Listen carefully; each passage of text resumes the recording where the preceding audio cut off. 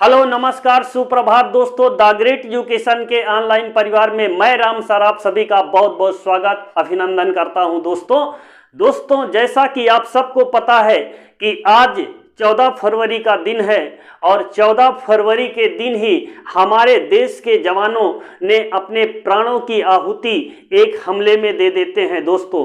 अर्थात पूरा देश जानता है कि 14 फरवरी के दिन ही पाकिस्तान ने वो अपनी ऐसी हरकत उसकी बार बार करता है, बाज नहीं आता दोस्तों। तो दोस्तों आज के ही दिन हमारे वीर सपूतों ने अपने प्राणों की आहुति दिया था। तो दोस्तों ऐ पाकिस्तान, तो जिस दिन अगर भारत की निगाहों पर चढ़ गया तो पाकिस्तान तो नक्शे से मिट जाएगा। ये मैं कहता हूं, मेरे देश की एक एक जनता बोलती है दोस्तों कि ऐसी हरकत करने वाले के लिए ऐसी सजा होना चाहिए कि दोबारा ऐसी हरकत करने से वो कतराए दोस्तों। तो दोस्तों द ग्रेट एजुकेशन परिवार इस दुख की घड़ी को हमेशा याद रखता है दोस्तों और संवेदना व्यक्त करता है।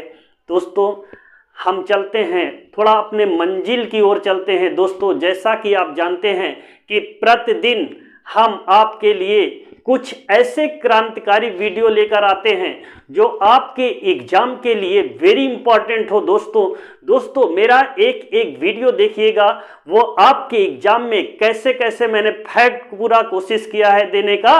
और दोस्तों आज का जो टॉपिक्स होगा वह आपके एग्जाम के लिए वेरी इंपॉर्टेंट होगा। जैसा कि आपको सामने से दिख रहा होगा कि विधवा पुनर्विवाह अधिनियम, जी विधवा पुनर्विवाह अधिनियम।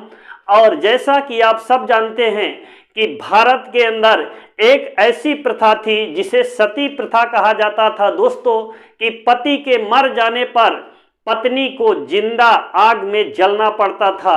तो ये थी सती प्रथा। का अंत भारत के अंदर कैसे होता है, कौन करता है, इन सब धीरे धीरे एक टॉपिक्स वाइज चर्चा करेंगे दोस्तों। तो दोस्तों चलिए चलते हैं भारत के अंदर विधवा पुनर्विवाह अधिनियम कब आया और इनसे जुड़े लोग कौन कौन थे जो भारत के अंदर विधवा पुनर्विवाह अधिनियम को लाने का पूरा प्रयास किया। तो दोस्तों चलिए इनसे कौन कौन से थे ऐसे व्यक्ति जो भारत के अंदर इस अधिनियम को पारित कराने के लिए ब्रिटिश सरकार के समक्ष अपनी बातों रखा था। चलिए तो दोस्तों चलिए चलते हैं, जानते हैं कि विधवा पुनर्विवाह से जुड़े लोग, विधवा पुनर्विवाह से जुड़े लोग। तो ये लोग कौन कौन है दोस्तों, तो एक एक पॉइंट में इनका नाम ध्यान से देखिएगा। पहले नंबर पे डी.के. Curve, DK. कर्वे का नाम सुना होगा, जी हाँ डी.के. कर्वे। और दूसरे व्यक्ति कौन थे, ईश्वर चंद विद्यासागर, ईश्वर चंद विद्यासागर जी ये जुड़े थे। और तीसरे व्यक्ति कौन थे, पंडित रवि शास्त्री, जी हाँ पंडित विष्णु शास्त्री थे। और चौथे नंबर पे कौन थे दोस्तों, वीरेश लिंगम थे, वीरेश लिंगम, जी हाँ। और ये चार लोगों का नाम विधवा पुनर्विवाह से जुड़ा है दोस्तों। और दोस्तों भारत के अंदर विधवा पुनर्विवाह अधिनियम कब आया, जो भारत में विधवाएं अब विवाह कर सकती थी इस अधिनियम के द्वारा।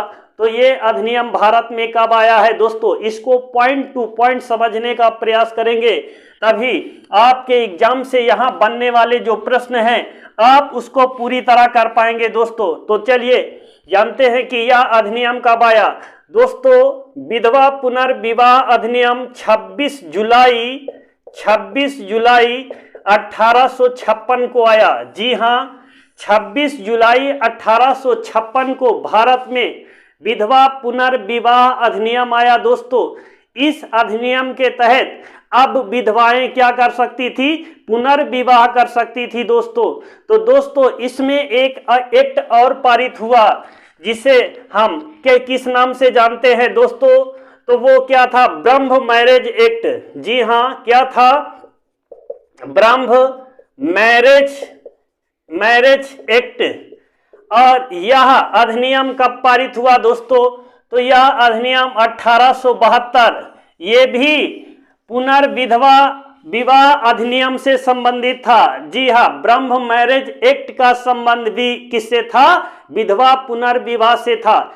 इस एक्ट के द्वारा हुआ क्या था दोस्तों? विधवा तो पुनर्विवाह कर सकती थी, लेकिन इसके साथ क्या हुआ? अंतर जाति विवाह को भी मान्यता मिल गई। जी हाँ, अंतर जाति विवाह भी होने लगा। अर्थात अंतर जाति विवाह को भारत सरकार की मान्यता, ब्रिटिश सरकार की मान्यता मिल गई। किस अधिनियम के तहत? ब्रह्म मैरिज एक्ट के तहत। याद रखना, अंतर जाति विवाह को भी मान्यता दिया गया और पुनर्विधवा विवाह से संबंधित तो था ही। तो इससे और जानेंगे दोस्तों कि डी.के. कर्वे के द्वारा किए गए कुछ महत्वपूर्ण कार्य और ईश्वरचंद विद्यासागर के द्वारा किए गए कुछ महत्वपूर्ण कार्य दोस्तों। तो दोस्तों पहले हम जानेंगे डी.के. कर्वे के द्वारा किए गए कार्य। जी हाँ, क्या कार्य था डी.के. कर्वे के द्वारा? दोस्तों इन्होंने विधवा विवाह से जुड़े क्या किया? पूना में विधवा आश्रम की स्थापना किया है। पूना में विधवा आश्रम की स्थापना। जी हाँ, पूना में विधवा आश्रम की स्थापना डी.के. कर्वे के द्वारा 1899 में किया गया है। 1899 ईस्वी में। इस पॉइंट को ध्यान में रखिएगा, ये पूछा जाता है कि विधवा आश्रम की स्थापना पूना में किसने किया है? तो डी.के. कर्वे के द्वारा किया गया 1899 ईस्वी में। इस पॉइंट को ध्यान में रखिएगा दोस्तों, कई बार आ चुका है। और दूसरा कार्य क्या था डी.के. कर्वे के द्वारा? तो याद रखना, दूसरा काम है भारत में प्रथम महिला विश्वविद्यालय, भारत में प्रथम महिला विश्वविद्यालय की स्थापना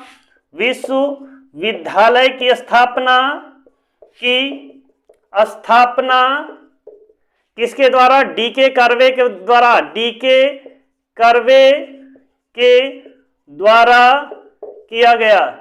जी हाँ, कब? 1906 ईस्वी में। जी हाँ, 1906 ईस्वी में पहली बार भारत के अंदर महिलाओं के लिए विश्वविद्यालय की स्थापना किसके नेतृत्व में? डी.के. कर्वे के द्वारा किया गया। और कहाँ किया गया दोस्तों? महाराष्ट्र में।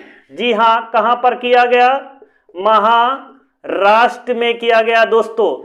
इस पॉइंट को ध्यान में रखिएगा, ये पूछा जाता है कि भारत के अंदर पहली बार महिला विश्वविद्यालय की स्थापना डी.के. कर्वे के द्वारा कहां पर किया गया? तो 1906 महाराष्ट्र में किया गया दोस्तों।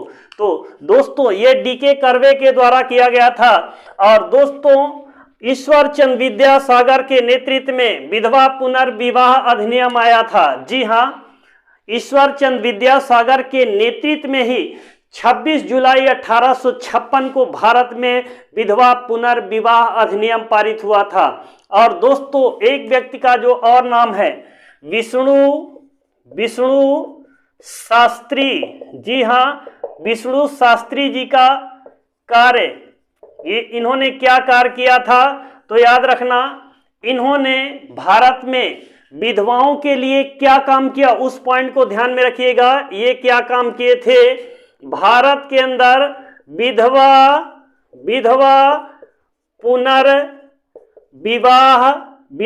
पुनर्विवाह सभा की स्थापना किया था। जी हाँ, और कब किया था दोस्तों? इस पॉइंट को ध्यान में रखिएगा। विधवा पुनर्विवाह सभा की स्थापना 1850 ईस्वी में। जी हाँ, 1850 ईस्वी में विधवा पुनर्विवाह सभा की स्थापना किया था पंडित विष्णु शास्त्री के द्वारा किया गया था दोस्तों। तो दोस्तों यहां से बनने वाले जो प्रश्न हैं उन सारे प्रश्नों को मैंने इसमें समाहित किया है। यदि विधवा पुनर्विवाह सभा की स्थापना पंडित विष्णु शास्त्री के द्वारा किया गया था 1850 ईस्वी में। अगर ये आएगा कि भारत में पहली महिला विश्वविद्यालय की स्थापना 1906 डीके कर्वे के द्वारा किया गया था दोस्तों। और ये प्रश्न यदि आता है कि भारत में विधवा पुनर्विवाह अधिनियम, तो 26 जुलाई 1856 को याद रखना दोस्तों, ईश्वर चंद्र विद्यासागर के नेतृत्व में। और ये चारों लोगों का जो नाम जुड़ा है उन सारे लोगों का नाम मैंने बता दिया है दोस्तों। तो दोस्तों इस वीडियो को यहीं पर समाप्त करते हैं दोस्तों। उम्मीद करता हूं कि ये वीडियो देखने के बाद आपको पसंद जरूर आएगा दोस्तों। तो दोस्तों आप लोग चैनल को सब्सक्राइब जरूर कर लीजिए ताकि यहां से बनने वाले जो अच्छे वीडियो है वो आप तक पहुंचता रहे, उसकी नोटिफिकेशन आप तक पहुंच जाए दोस्तों। तो दोस्तों चैनल को लाइक करिए, सब्सक्राइब करिए। जय हिंद, जय भारत।